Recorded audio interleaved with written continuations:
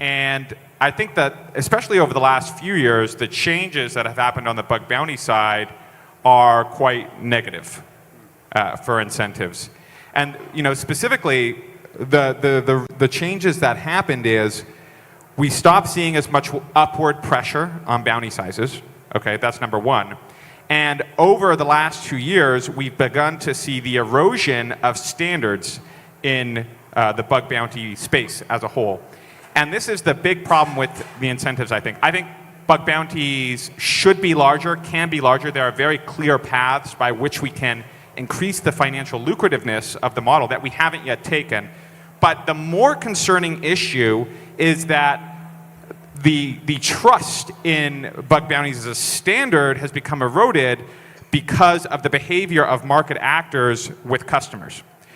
And to be and this is, speaking of the title of this thing, this is actually really driving some problematic things in the market because we have less and less white hats on a relative basis. Yes, the overall community keeps growing and we're more and more successful in driving bug bounties as an industry still, but the relative percentage of security operators participating is less and less and less.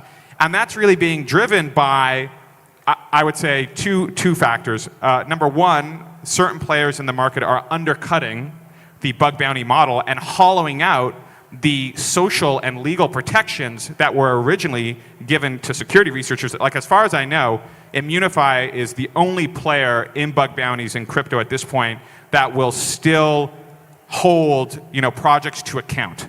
And we can't even do that all the time. We can't succeed. We don't have unlimited power, but we do apply what power we have to protect white hats as much as we can. It's not enough. We're constantly trying to expand that. But no other player does, as far as I know, at all. They basically fall to whatever the customer asks for. And this goes in with the second problem that is kind of hollowing out the bug bounty model. And obviously this is not applying for us in the same way, but it's certainly applying for other industry parties, which is more and more we see them offering these products at cost or negative. And so, because they're basically trying to use that to drive upstream audit income or income into other products. And as a result, it never makes sense to fight and protect the security researchers on most of these platforms when, this is just a freebie product, right? This is just a loss leader for you. So this combination of things, which hasn't affected all of our competitors. I think there are other upstanding, bug bounty platforms in crypto, and I really respect them. But it's affected a number of them.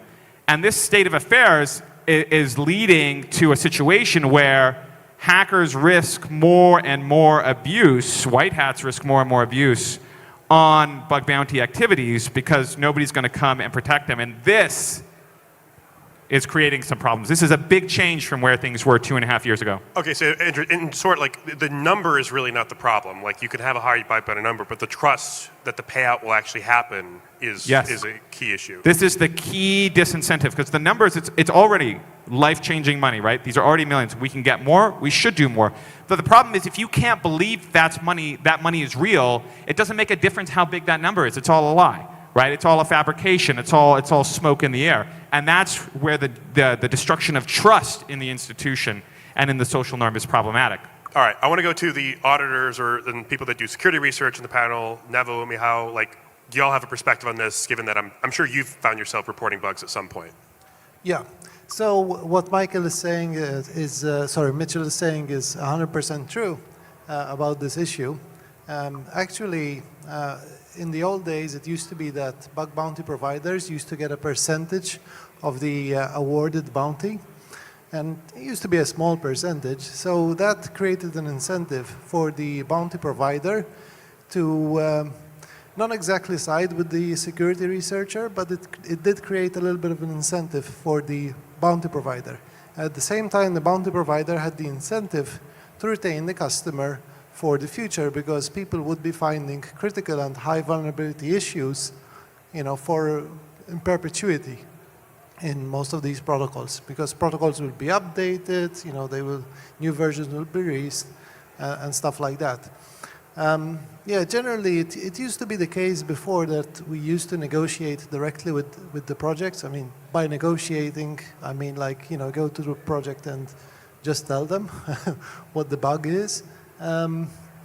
And nowadays, with these bounty programs, when there's a lot of terms and conditions, really they should just be bound by the amount of value that is at risk when it comes to high and critical severity issues. And even if it's out of scope, or if it's in a contract that has been deployed but isn't actually part of the scope yet, yeah, so those kind of vulnerabilities and claims should be honored as well.